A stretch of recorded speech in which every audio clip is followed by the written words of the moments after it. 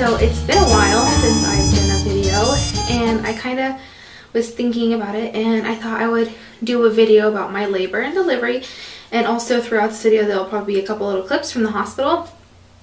But yeah, I thought I'd share what basically happened to me. So if you don't know, obviously, well, if you're watching this, you probably do know I had a baby. I had her January 10th, 2014. Wow, it's so crazy to say 2014. I don't know why. But yeah, that's when I had her. And my labor and delivery was kind of intense. I ended up having an emergency C-section, but we'll get to all that later. So on January 9th, at 6 o'clock, I went into Grossmont labor and delivery to have my baby to be induced, because my doctor thought that my baby was going to be like a 10-pound baby, and she was nervous about me having to have it eventually a C-section, and she was going to try to have me be induced so that I could have her naturally. Well, not naturally, medication, but vaginally anyway. So that night when we went in, there was a little delay, and I had to wait like an hour to be put into a room. And so they put me into a room, and we started getting things going. Hey, what's going on, everyone? It's 10 o'clock on a Thursday night. It's January 9th. This is the due date. Here at Sharp Grossmont Hospital. I'm here with my wife, supporting her. My mother-in-law is here. Right now, it's just, I really don't know what's going through my mind. It's just a waiting game right now. Pretty nervous and not tired yet. I have Red Bulls to keep me amped up and moving forward, so I'm good with that. And just, yeah. So right now I'm going to interview my wife. So let's see how this goes, okay? Hey, honey. So, what are you doing? In labor. Yeah. Kind of in labor. We're trying to get you there. Yeah. They induced me with the Citadel, something like that. Or they're inducing me so it could take like 12 hours, something like that. I don't know. And they poked me in my hand and blew out my vein, so they had to put it in my wrist, and it hurts. Poor girl. Oh, please don't do that. Sorry. It hurts. And I was having bad back contractions, but then she said it was okay for me to turn on my side, and it really helped. But I'm tired and I don't feel good. This sucks. So what happened, they put this little like papery thingy inside me to try to soften my cervix. I think it was called like Citadel or something like that. And they put it inside to try to soften my cervix to get things going. And we had to wait something like 12 hours, something crazy like that, or 10 hours, something like that. I think 10, because mine came out on its own instead of having to be taken out. So I would get little contractions, and they were kind of painful, and but nothing huge yet. So when they checked me, when the little thing came out, my cervix hadn't really softened very much. It did a little bit, but not very much, and I wasn't dilating. So they tried another method, which was to put this pill inside me again, and to see what would happen. So the little contractions started getting a little more intense and painful a little bit, and what's it called? That worked. It really softened my cervix and made me dilate a lot. Good morning, everyone. It is 8:05. It is 1:10 on a Friday, beautiful morning. And right now I'm still in the LDR room. Let's check on Kayla.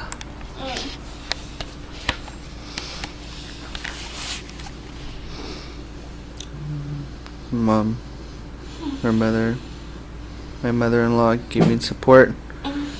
Rub that back. So Kayla, so on a scale, pain level 1 to 10, 10 meaning you are like going to go into labor, What's her pain? I don't know. Oh, she doesn't feel good. She's really sick. They're giving it to you. They're torturing you. Yeah.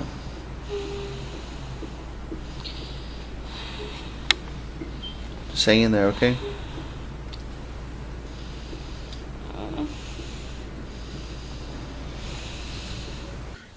And so by that, or well, a lot more than I was, because I wasn't dilated, and I went to 3 or something like that. And at that point, they gave me the epidural because I was very uncomfortable, and I don't take pain very well at all, like at all. Okay, so Kayla just got her epidural about 20 minutes ago. It was a long process. It took a long time. Were they poking you? They were stabbing her multiple times. I got like the epidural needle stabbed in my back like 3-4 times. That's a big needle, huh? Yeah. Yeah, and it just wasn't cool. They said it'll be an easy 5 minutes, and that it took a good half an hour. It was just because I was so tense, and yeah, they couldn't. It was harder. Yeah, the positioning. You know, if it was left or right. You felt like electrical shock. No, well, she asked, but a lot of pressure. Like on one side or the other. Sometimes it could feel funny, and it would feel weird on my right side more than my left, and so she was just off a little bit. And it's hard because they have to do it by like guessing. They can't look at it, you know. They can't look at the bone, so they just like kind of have to feel around and kind of guess. So she was over a little bit to the right too much, I guess, not straight in the middle. And they try to get it as much in the middle as possible. And I'm not cold. You're just shaking because your body's going through a big change right now. That's what's happening. It's okay, babe. It's okay. I'm fine. It's okay. I think it's the medicine or something. Yeah. So they after giving me the epidural, they had to stab me in the back like 6 times. Okay, that was not fun at all. But yeah, they stabbed me in the back like 6 times to get that, and that really hurt. And finally, I didn't really feel any pain.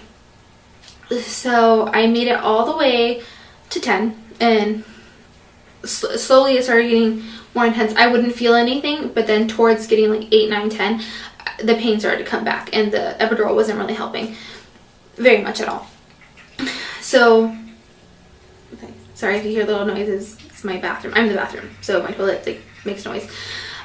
Anyway, so I made it all the way to 10, and I'm in, like, at first the pain was bad, and I was crying.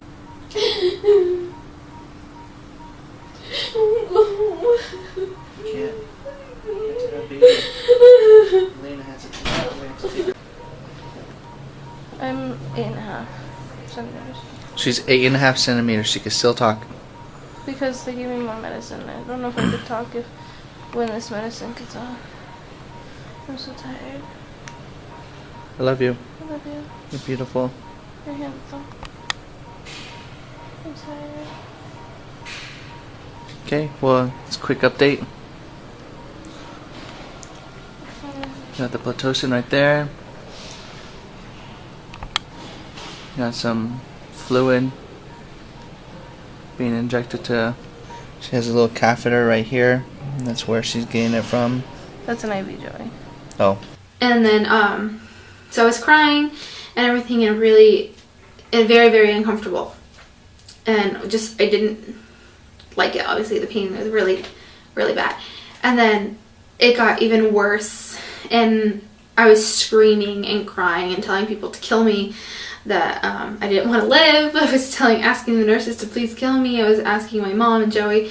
There was actually a point where I was in so much pain, screaming and stuff, that Joey had to leave the room at one point because he said it was just so intense with me being in so much pain, that he couldn't take seeing me in that for a little bit. So he had to step out for a little bit, and then he came back, and then the nurse said that, I don't know how to explain it, like that she was engaged, like, or she was down there, and that there's like a ring you pass through and stuff, and she was trying to make her way through that ring to get out to these other stages, something like that. It's very confusing. I don't really understand it.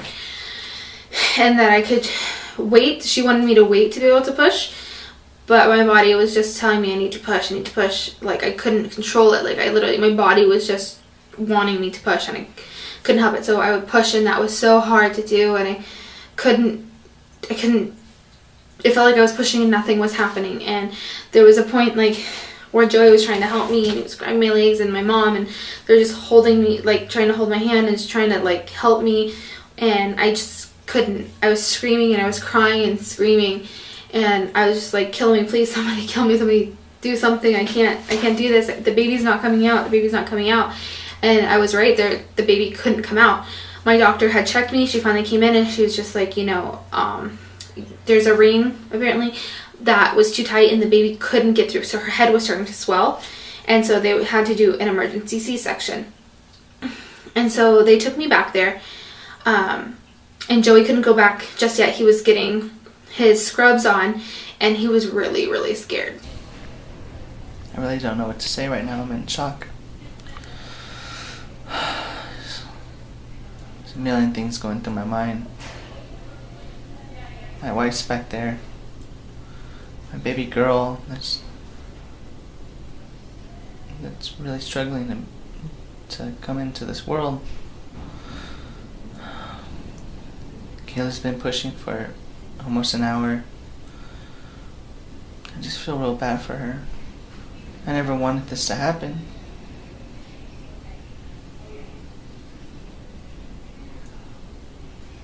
But it is happening. I'm really worried. I really just don't know what to say.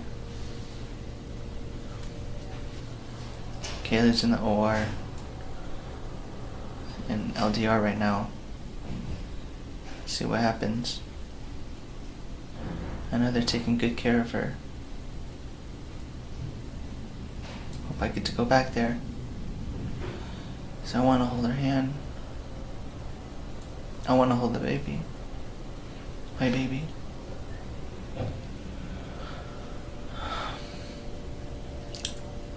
They got me in this jumpsuit. Hairnet in. I got this. I'm like head to toe. Just ready to go in. Kayla, I love you. Elena, I love you.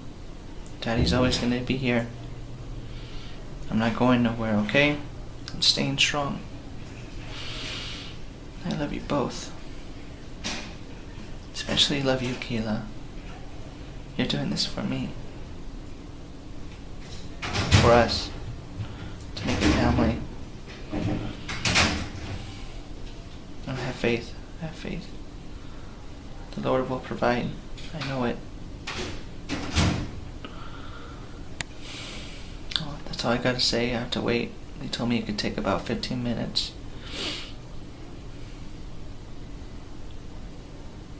Just don't know what to feel right now.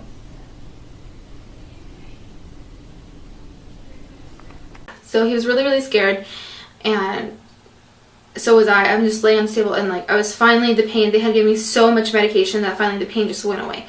And that I was so drugged up. I was laying on the table and I felt like my eyes were rolling in the back of my head, and like I was finally stopping the shaking. Well, the shaking was like, because before that I was shaking, like I couldn't control the shaking in my body, and I was like stuttering, and like I couldn't control my eyes because they kept rolling to the back of my head and stuff. So finally, when I was on the table for the C-section, that started to loosen up, but I felt so drugged up that I was just laying there and I couldn't move, and like I could barely keep my eyes open. I was so drugged out on that table. And then finally Joey comes back, comes into the room, and there's a curtain and we both can't see, and they told him not to look, not to record, nothing of my stomach getting cut open. So they cut, I was laying there and Joey's holding my hand, I guess, and like, 'cause some things I don't remember. He's holding my hand, and they're doing everything, and it felt weird because I could feel the tugging and pulling, but I couldn't feel pain, which I'm so happy, because I would probably die if I felt the pain, because I watched a video about C-sections, and if you've ever seen what they do in a C-section, yeah, that's not That's not cool. Anyway, so while they're doing that, it felt like it was taking forever, but at the same time it seemed fast. I don't know how to explain it. It was weird. And I'm laying there, and I'm just in my head, I'm just like, just go to sleep. Like, I'm so tired, I just want to sleep. Because it was already, at this point that I was having the C-section, it was already January 10th. I had started on January 9th, and it was already almost 7 o'clock. So it had already been like a long while. What, 24 hours? Over 24 hours, I think, from the point of starting to be induced. So finally, January 10th at 6:59, my baby was born, and they took her out of me, and she was crying and screaming. Daddy, come over here. Look at this little girl. Okay, thank you.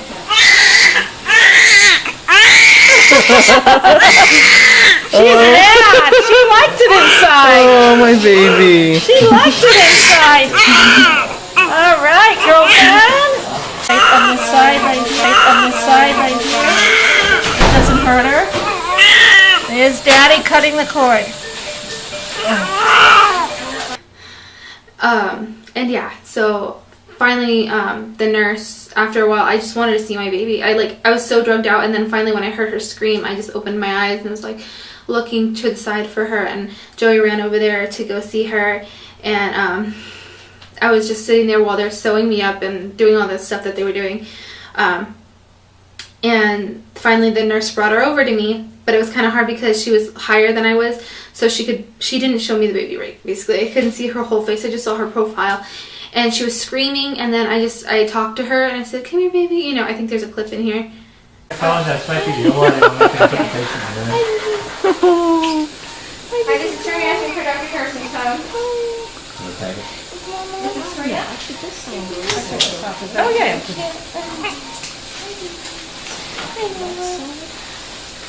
You can go ahead and reach an order for Tylenol for the beta-methasone for a triage patient. Does he know which triage patient you're talking about? She knows her voice. He's in church. She's a paso. She's hairy. She has hairy arms. Yeah. She has lots of hair on her head. Okay, thanks. Okay, she'll call back. Because apparently She's a cone head right now. It was? they'll call back. She is gorgeous. And if they didn't even identify who they were. Okay, let's finish. She's gorgeous. Okay, Joey went up there. It won't be long.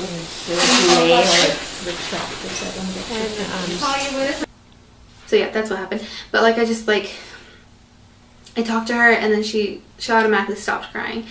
And that, like, I think I started crying a little bit actually on the table while they're doing everything. And then after like a minute, they took her away and did the other stuff while they were finishing with me. And after they finished with me, they rolled me into their little recovery area. And so I was all stitched up and laying in a bed in the recovery, waiting for them to see my baby. And I was wondering why it was taking so long, but Joey was with her, and they were doing all the tests and everything, and they were checking me out because my blood pressure was very, very low. Almost the whole time I was in the hospital, which was 4 days. And so finally, and then I was laying there in the recovery. I could barely move because I was still so drugged out from everything, and I'm just laying there, and I was like shaking. I was like going like, and I couldn't control it, and I was just shaking and shivering, and I wasn't even cold. I was shaking and shivering, and I was still stuttering after all the medication. I wasn't feeling the pain yet, but I still was stuttering and was laying there and shaking and everything. It was crazy. And then finally Joey brings her over to me, and it was amazing. And I got to do skin to skin with her finally, and it was just so crazy to see this little baby, this little stranger that was inside of me, come out and be with me. And it was really weird and really cool, and it's amazing being a mom. And we were there for 4 days, which I do suggest to anybody whoever has a baby, the longest you can stay there, because with the lactation consultants and all the nurses and everything, especially the recovery, especially if you're having a C-section, it felt so great to stay because we had so much more help, and they got and I got to learn things about breastfeeding. That's why I think we are so successful right now with breastfeeding, because it's been a month, and we are almost a month, and we are successfully breastfeeding, which is great. But stay there as long as you can if you're watching this, because you get a lot of help. Sorry, that was my toilet again. Anyway, but yeah, just being in the hospital is actually great, and I hate hospitals, but I got a lot of help with my baby, like learning her and learning how to breastfeed, and learning things, and Joey did too, because Joey was there with me the whole 4 days and everything, and like the recovery from a C-section like was so and is still hard. It's really hard. You know, they cut through, it's major abdominal surgery, so they cut through a lot of layers. Like my stomach is finally down, but it's still bloated kind of at the bottom, and I can wear jeans that I wore before. They're that were a little loose on me, same size but just a little loose, and I can wear them now, but I still have to wear this band around my stomach for support, because I tried one day to take it off and it was very painful, and it's almost been a month since I've had her, and I guess the full recovery is 6 months to a year. I didn't know that, but it really is painful, but I'm just happy that she's here and live and beautiful and crazy, because she looks like her dad but she acts like me, and it's awesome. I'm really blessed and happy to have my baby girl and to have the husband I have, because he's been amazing. But yeah, I think that's basically it, my whole labor and delivery story. I think that's it, and it wasn't very long, but well, the story, I guess, telling you guys the story wasn't very long, but that's basically it. I mean, we were in the hospital for 4 days and stuff, and it was good. I don't know what else to really say. I mean, it was painful, very, very painful and stuff, but I think it was worth it to have my baby girl. And I don't know if I want to do it again just yet, but it's still so fresh and new. I don't know, maybe in a couple years we can talk about having another one, but for now I feel like maybe it might be one and done. I don't know, but she's amazing, and I'm just so happy to be a mom. Like, she's just an amazing little girl, and she's crazy, but I love her. But yeah, so you'll meet her, and I'll put it in the clip right now just so you guys can see her.